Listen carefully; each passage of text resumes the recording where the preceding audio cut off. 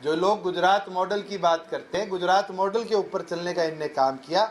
2017 के अंदर जब सिलेक्शन प्रोसेस की शुरुआत हुई तो उस समय भी 70% हरियाणा के बच्चों को नौकरियां मिली। 18 के अंदर वो कम होकर 50% से भी कम होगी।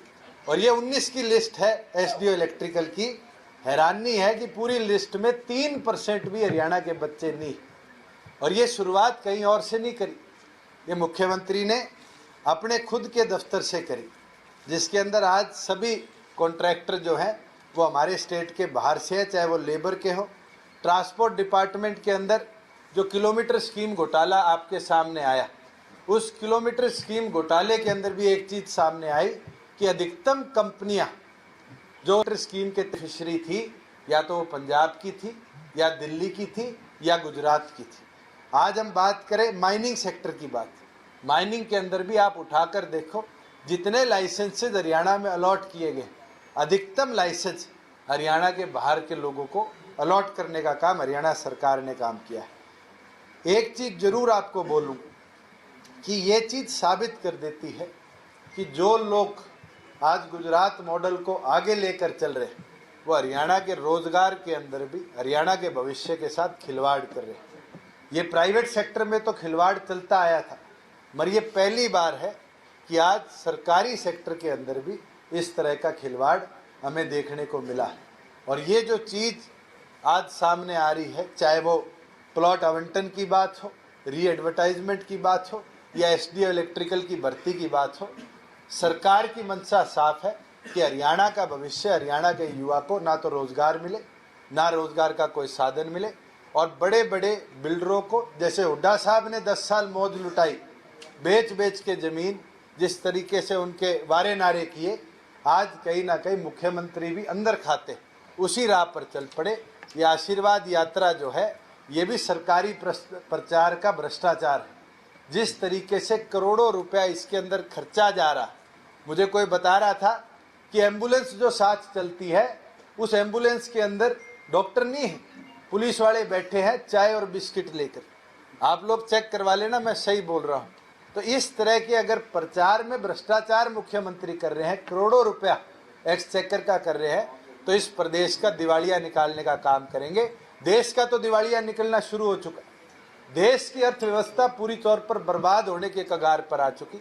आपने खुद देखा किस प्रकार से हरियाणा तो 1.5 लाख करोड़ से भी ऊपर चला गया आज कर्जे के तौर पर, मगर 1.5 लाख करोड़ से ज़्यादा रिजर्व बैंक ऑफ इंडिया से पैसा निकाला गया। मैं जब अमेरिका में पढ़ता था 2006 में, मुझे याद है उस समय के राष्ट्रपति ने $1 ट्रिलियन उनकी इकोनॉमी के लिए उनके रिजर्व बैंक से निकाला था। और वो $1 ट्रिलियन का असर था कि पूरी इकोनॉमी 2007, 8 और 9 के अंदर रिसेशन में आई।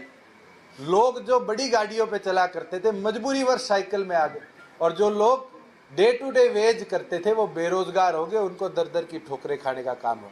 आज ऑटोमोबाइल इंडस्ट्री हो, आज बड़ी इंडस्ट्री हो, आज कपड़े वाले हो, आपने खुद देखा कैसे अखबारों के अंदर अब तो T industry, cotton industry advertisement लगा रही कि हमारे कितनी ज़्यादा जॉब लॉस हो रही। ये साबित कर देता है कि प्रधानमंत्री आज मंदी की ओर नहीं ध्यान कर, आज अपने नाम और अपने प्रचार को बढ़ाने की ओर ध्यान दे रहे। और अगर इस तरीके से चलता रहा तो मैं स्पष्ट शब्दों में कह दूं, we will be into a recession very soon and it will be very very drastic. आप बोल दो कि एक एटम बॉम्ब जैसे रिएक्ट करता है, आने वाले समय में शायद हमारी इकोनॉमी इस तरीके से रिएक्ट करे। आज सोना तो 40,000 पार कर लिया, डॉलर जिसको 50 लाने की बात करते थे वो शायद अपने हाईएस्ट मुकाम पर पहुंच गया। आज हम बात करें फ्यूल प्राइजेस की, जो लोग फ्यूल प्राइजेस कट डाउन करने की बात करते थे, 2 रुपये तो सेस बढ़ा दिया, उसके बाद भी drastic increase crude oil prices की वजह से आज फ्यूल में है। तो आम गरीब आदमी जो है इसको किसी तरह की राहत ना देना, ये सरकार की मंशा को साबित कर देता है कि खुद वो इकोनॉमी को कहीं ना कहीं एक रिसेशन में ले जाने का काम करें। तो यही 3 विषय आपके बीच में थे। जो साथी आज हमारे साथ शामिल हुए, मैं उनका भी आभार प्रकट करता हूँ। 22 के 22 जिलों में जाकर एक एक कार्यकर्ता से, पदाधिकारी से मिलकर आगे की रूपरेखा बनाएंगे। कल क्योंकि हमने कहा था कि हाथी चाबी लेकर चंडीगढ़ जाएगा, वो शुरुआत मेवात से करी पूरे हरियाणा की, और कल समापन उसका पंचकुला था जो चंडीगढ़ के हमारा सटावा जिला है, और आज चंडीगढ़ में आपके बीच में है। ये गठबंधन प्रदेश के अंदर एक ताकत लेकर आएगा और एक नारे के साथ आगे बढ़ेगा, किसान के मेरे आगे बढ़, जीत ले अपना चंडीगढ़। और उस चंडीगढ़ को फतेह करने के लिए बसपा और जसपा मिलकर प्रदेश के अंदर आने वाले दिनों में बड़ी रैलियां भी, जिसमें हम बहन जी को भी उम्मीद करेंगे कि मंच पर आकर हमारी ताकत को बढ़ाने का काम करें, और संयुक्त तौर पर जहाँ ये जिम्मेवारी डॉक्टर मेघराज जी की और भारती जी की लगाई है, संयुक्त तौर पर पूरे 90 हलकों का मिलकर अब आने वाले दिनों में हम आज प्रोग्राम बनाकर आपको इशू करेंगे, जिसके अंदर एक एक विधानसभा सेगमेंट को हम जल्द से जल्द टच करें।